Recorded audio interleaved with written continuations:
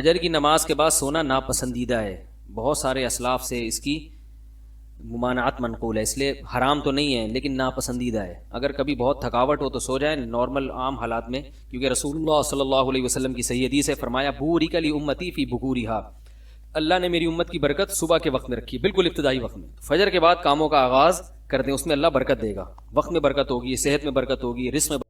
اور اللہ تعالیٰ نے ہماری باڈی میں ایسی فلیکسیبلٹی رکھی ہے، اتنی لچک رکھی ہے کہ جس چیز کا عادی بناؤ گے نا باڈی اس کی عادی بن جاتی ہے۔ میں ایک کتاب پڑھ رہا تھا، وہ بھی بہت پرانے، ایک علامہ راضی رحمہ اللہ کی تھی یا کسی اور کی، عبادت کی کثرت پر نا انہوں نے بڑی اچھی ایک کتاب لکھی تھی کہ عبادت زیادہ کرنی چاہیے۔ تو انہوں نے ایک بات لکھی، وہ 800-900 سال پرانی بک ہے، عربی میں تھی وہ۔ انہوں نے ایک بات لکھی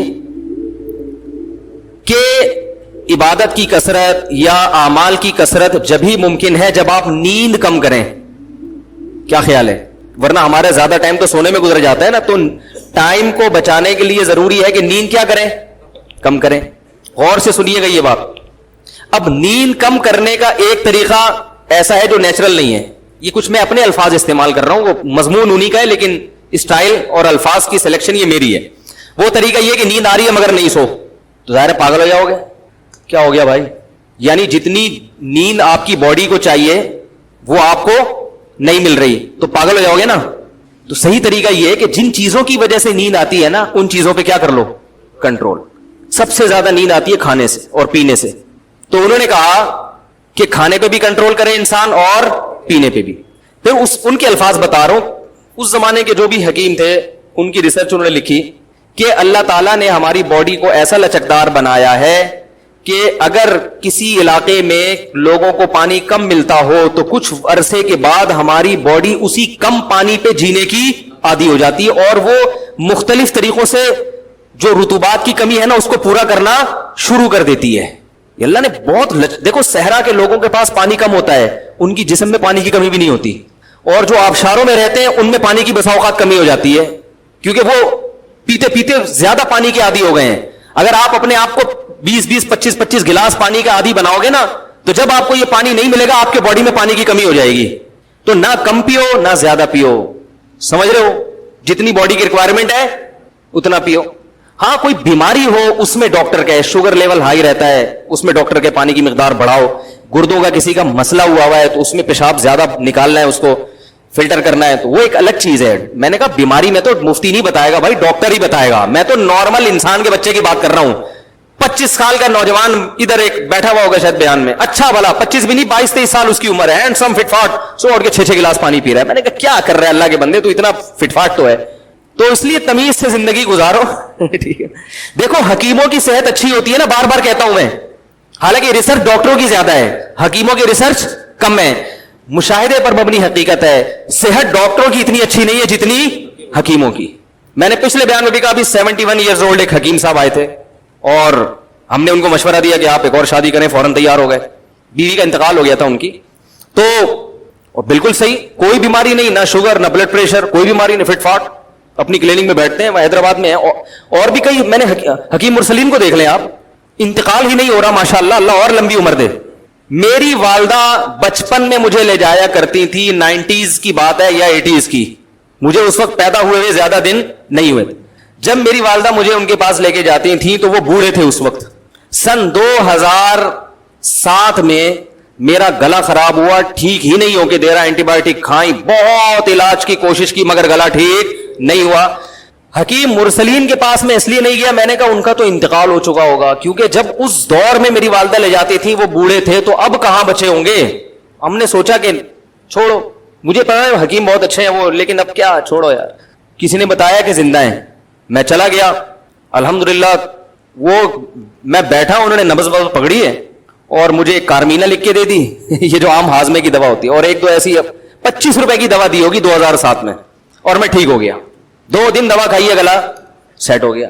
تو خیر پھر کیا ہوا ہے، پھر میں 2014 میں میرے پیٹ میں کوئی بیماری ہوئی ہے، کیا مسئلہ تھا مجھے ابھی یاد نہیں کہ ملیریا تھا کیا تھا واللہ عالم، تو میں نے کہا اب تو انتقال یقیناً، کیونکہ بالکل بھی چانس نہیں تھا نا کہ یار وہ زندہ رہیں گے، کیونکہ جب میں 2007 میں گیا تو ان کے بیٹے بوڑھے ہو چکے تھے جو ان کے ساتھ بیٹھے ہوئے تھے مطلب میں، ان کی داڑیاں سفید ہو گئی تھی، 2014 में मैं जब उनके पास गया तो भाई ये भी दीन से ताल्लुक है इन बातों का, हमारी सेहत का भी तो शरीयत ने कितना, नबी सल्लल्लाहु अलैहि वसल्लम ने तो नुस्खे बताए ना सेहत के, तो मैं अगर कोई बात जानता हूं शेयर कर लूं तो मेरा ख्याल है कोई बुरी चीज नहीं है, ये फायदा ही होगा इंशाल्लाह। तो मैं उनके पास 2014 में गया, मेरा ख्याल था इन्ना लिल्लाहि व इन्ना इलैहि राजिऊन हो चुका है, लेकिन गया तो जिंदा माशाल्लाह। फिर क्या हुआ है कि फिर मैं गया हूं 2000 पिछले साल गया, अभी चंद महीने पहले मैं जब उम्रे पे गया था तो वहां गला खराब हुआ, एंटीबायोटिक खाई है, पेट ऐसा खराब हुआ है कि सही होने का नाम ही नहीं ले रहा था, इतना इलाज कराया, इतना पैसा खर्च हुआ। इधर आके एक बहुत बड़े स्पेशलिस्ट हैं पेट के, बड़े मशहूर हैं डॉक्टर, हिंदू डॉक्टर है लेकिन बहुत मशहूर आदमी है, वो यहां बैठते हैं करीब में ही, उनके बारे में मशहूर है, जिस पेट के बहुत बड़े स्पेशलिस्ट। गया हूं, इतना सा भी फायदा नहीं हुआ, रत्ती बराबर भी। हकीम मुरसलीन के पास इसलिए जा रहा था, मैंने कहा था इनका इन्ना लिल्लाह, क्योंकि जब 2014 में ये, वो तो इत्तेफाक से गरीबी थी कि जिंदा दरियाफ्त हुए, किसी ने मुझे बताया कि जिंदा है, मैं चला गया, वाकई जिंदा थे। मुझे उन्होंने दवा लिख के दी है, आप यकीन करेंगे 1.5 से 2 दिन लगे मुझे ठीक होने में, मेरा पेट सही हो गया। हालांकि मैं बड़े बड़े डॉक्टरों को दिखा चुका था, पहले आम जनरल फिजिशियन को दिखाया, जब कहीं ठीक नहीं हुआ तो फिर गया स्पेशलिस्ट के पास, फिर भी ठीक नहीं हुआ। वो हकीम साहब ने दवा भी पता नहीं क्या है, हल्के से चूरन चटनी, कोई ज्यादा कोई महंगी दवा भी नहीं थी, उन्होंने मुझे कहा 1 हफ्ता खानी है, मैंने 2 हफ्ते खाई और ठीक हो गया। उसके बाद में वो दवा खाना भी भूल गया, मुझे याद ही नहीं, क्योंकि आपने ठीक हो जाता है तो भूल जाता है। तो फिर क्या हुआ है कि जब मैं चंद महीने पहले क्लिनिक से बाहर, उनकी मतब से बाहर निकल के आया, मैं कहीं जा रहा हूं, वापस घर आ रहा, तो एक साहब रास्ते में मिले, उन्होंने कहा यार कोई अच्छा हकीम बताओ। मैंने कहा हकीम मुरसली ने, कह रहे उनका तो इंतकाल हो गया, बहुत अरसा हुआ। मैंने कहा सब दुनिया में यही समझ रहे हैं, मैंने कहा सब यही समझ रहे हैं, मैंने कहा अभी हुआ नहीं है, जाओ। ये एक हकीम, लियारी में एक हकीम थे, लियारी में भाई, वो मैं मैट्रिक में हूंगा शायद उस वक्त, तो बड़ी शोहरत थी उनकी, तो मुझे वो नजले की प्रॉब्लम थी। मैं जब उनके पास गया तो अक्सर मेरी वालदा भी वहीं जाया करती थी, तो मैंने देखा वो 90-95 साल उनकी उम्र खड़े खड़े मरीजों का इलाज कर रहे हैं, नब्ज चेक कर रहे हैं। मैंने कहा यार इतनी देर आज जवान आदमी नहीं खड़ा हो सकता है, खड़े खड़े क्या कर रहे हैं। तो मेडिकल साइंस की रिसर्च यकीनन ज्यादा है, लेकिन नेचुरल लाइफ किसकी होती है, नेचर के करीब कौन होता है, हकीम। तो मैं मकसद मेडिकल साइंस की मुखालफत नहीं है, बड़ी बीमारियों में तो डॉक्टर ही इलाज करते हैं, हड्डी टूट जाए तो फिर हकीम साहब एल्फी से तो जोड़ देंगे वैसे नहीं जोड़ सकते वो, ठीक है ना। और बड़े जो खुदा न ख्वास्ता किसी को अटैक हो गया तो फौरन उसको लेकर जाए कहीं डॉक्टर के पास, ऐसा ना हकीम मुरसलीन के पास लेके जा रहे हो, तो वो तो हकीम मुरसलीन भी कहेगा भाई इसको तो डॉक्टर फौरन एडमिट कराओ, कोई ऐसी खतरनाक एक्सीडेंट हो गया, कोई बड़ी बीमारी। लेकिन मेरा मकसद यहां बयान करने का डॉक्टरों की अहमियत को कम करना नहीं है, नेचर की अहमियत को बयान करना है। क्योंकि हकीम लोगों की दवाएं केमिकल से पाक होती हैं, जो सही हकीम है, जड़ी बूटियां हैं, यानी वो फितरत के ज्यादा करीब हैं, इसलिए उनके साइड इफेक्ट बोलो भाई कम है। फिर वो रात को जल्दी सोते हैं, सुबह जल्दी।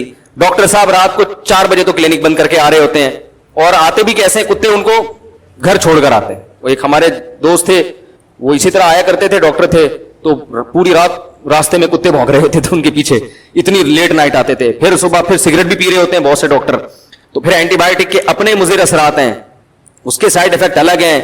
तो इसलिए नेचुरल जो नेचर है, सुबह सुबह उठ के वर्जिश करो, प्यास लग रही है तो पानी पियो, भूख लग रही है तो खाना खाओ। हमारे नबी सल्लल्लाहु अलैहि वसल्लम, बल्कि कुरान ने सेहत का ऐसा बेहतरीन नुस्खा बयान किया, कुलू वशरबू वला तुसरिफू, खाओ पियो, हद से तजावुज मत करो, एतदाल से खाओ, एतदाल से पियो। मसला खराब होता है जब हम हुदूद से तजावुज करते हैं, खाना ऐसे खाते हैं कि इसके बाद दुनिया में कभी हमें खाना देखने को नहीं मिलेगा। पानी भी ऐसे पीते हैं कि पूरे पूरे जग पीते, प्यास लग रही होती है तो तमीज से भाई 1 गिलास पियोगे तो थोड़ी प्यास बुझ जाएगी, फिर दोबारा प्यास लगे तो फिर पी लेना। इफ्तारी में देखें ना पूरे पूरे जग कैसे उंडेलते हैं, तो हर चीज तमीज से। इसी तरह जब बात चल पड़ी है तो एक और बात बता दूं, ये भी बहुत ज्यादा सवाल उठाया जाता है, कितने घंटे सोना चाहिए। देखो जब से आदम अलैहिस्सलाम आए हैं ना, उस वक्त तो डॉक्टर भी नहीं थे। सोना, खाना, पीना, ये सब क्या है, नेचुरल है या नहीं है। तो जो चीजें इंसान के लिए इंतहाई जरूरी हैं, वो फितरत ने इंसान को खुद से सिखा दी हैं, वो डॉक्टरों की तहकीक पे बोलो ना नहीं रखी। सोना इंसान की बुनियादी जरूरत है। कितना सोना है ये आपकी बॉडी आपको खुद बताएगी। डॉक्टर देखो कितना खाना ही बॉडी बताती है ना। अब कोई आदमी आके पूछे हकीम साहब मुझे कितनी रोटियां खानी चाहिए, हकीम बोलेगा भाई तुझे 1 रोटी की भूख है, तू 1 रोटी खा, तेरा 4 रोटियों से पेट नहीं भरता तो 4 रोटियां खा तू। हर आदमी की सेहत के हिसाब से अलग है ना। اس لیے آج کیا ہم نے دیکھا ہے, سب کی زبانوں پہ 8 گھنٹے سونا صحت کے لیے انتہائی ضروری, 8 گھنٹے سونا صحت کے لیے پوستی بن چکے ہیں لوگ. پوری قوم تمیز سے سو رہی ہے, حالانکہ 8 گھنٹے بہت ہے, بالکل ضروری نہیں ہے 8 گھنٹے صحت کے لیے. تجربہ کر کے دیکھ لیں آپ کی نیند کتنی ہونی چاہیے, جتنی نیند کے بعد آپ فریش ہو جائیں وہ نیند آپ کی صحت کے لیے ضروری. تجربہ کر کے دیکھیں, رات کو 4 گھنٹے تسلی سے سوئیں اور اٹھیں, اس وقت تو تھکاوٹ ہوگی, اٹھ کے جب وضو وغیرہ کر کے مسجد میں آئے آپ بالکل فریش ہو چکے ہوگے. یہ اس کی علامت ہے کہ آپ کے لیے کتنے گھنٹے ضروری تھی رات کی نیند, 4 گھنٹے.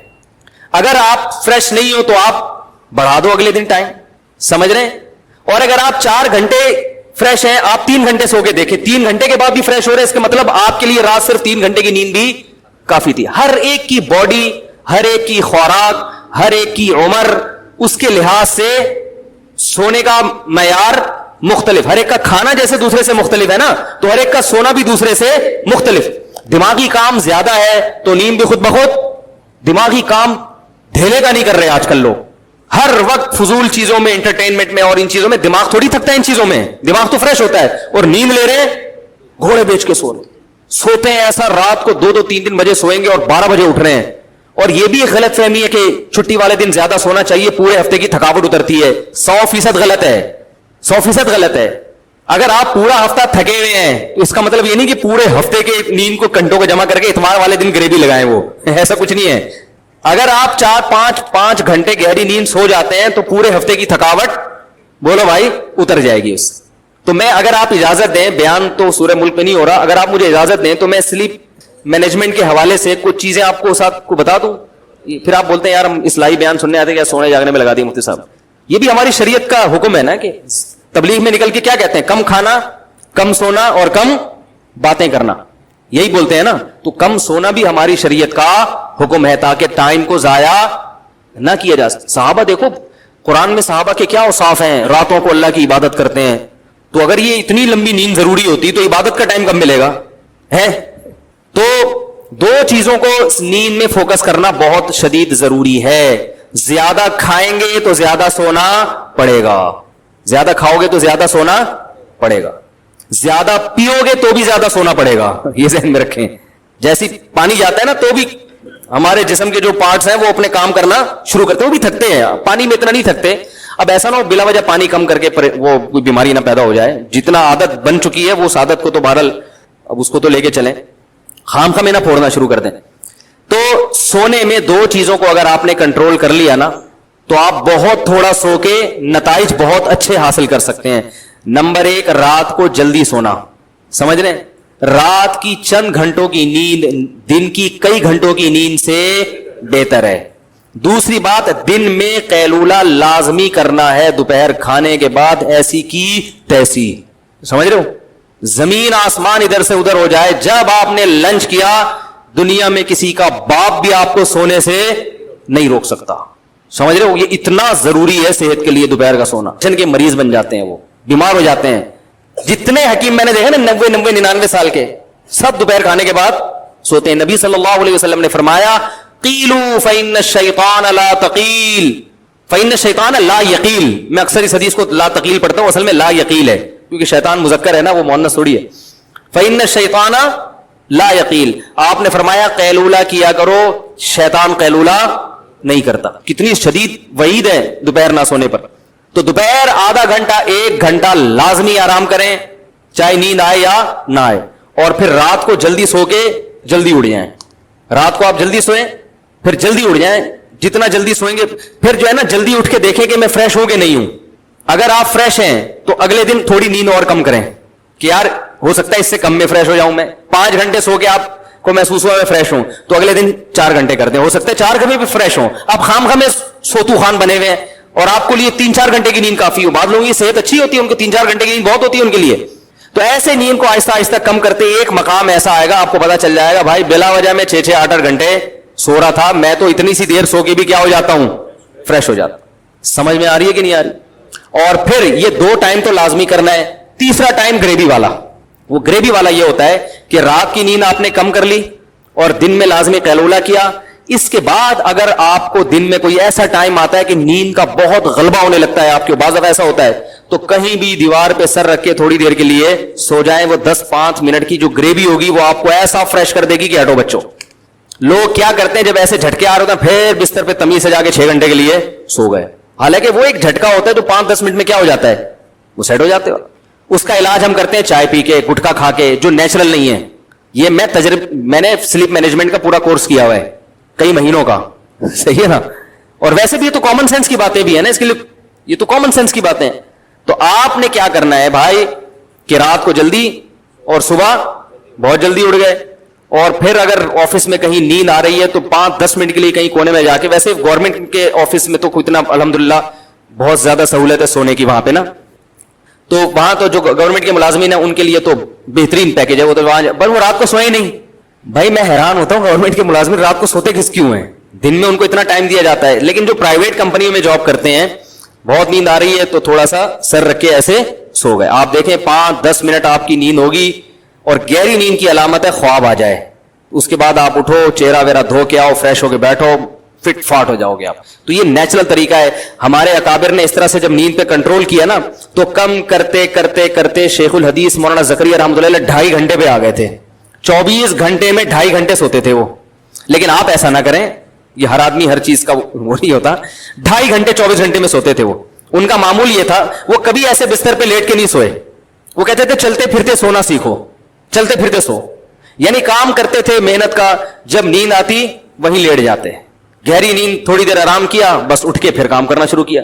تو ان کے ایک مرید نے ان کی ٹائم کو کیلکولیٹ کیا, انہوں نے کہا یہ 24 گھنٹے میں جو ان کا جو سونے کا ٹائم ہے کتنا بنتا ہے, 2.5 گھنٹے. تبھی تو اتنا کام. بذل المجہود دیکھو, سعودی عرب کی یونیورسٹیوں میں ہے وہ بذل المجہود, جو ان کی ابو داؤد کی شرح ہے. تو لیکن میں نہ خود اس پر عمل کرتا ہوں نہ آپ کو کہوں گا. ہماری صحتیں کمزور ہیں, تمیز سے سو جایا کرو بستر پہ لیٹ کے, لیکن کم کرے اس نیند کو. اللہ تعالیٰ عمل کی توفیق عطا فرمائے. تو میں ڈاکٹروں کی جو فیلڈ میں ٹانگ اڑاتا ہوں نہیں اڑاتا بھائی, کوئی میں ڈاکٹر ہوں, میں تو کامن سینس کی ایک عمومی بات کرتا ہوں, اور وہ باتیں ڈاکٹر بھی کر رہے ہوتے ہیں. ایک ڈاکٹر نہیں کرے گا تو دوسرے سے پوچھیں, وہ وہی کہہ رہا ہوگا جو میں کہہ رہا ہوں. صحیح ہے نا, اجماع نہیں ہے اس پہ ڈاکٹروں کا.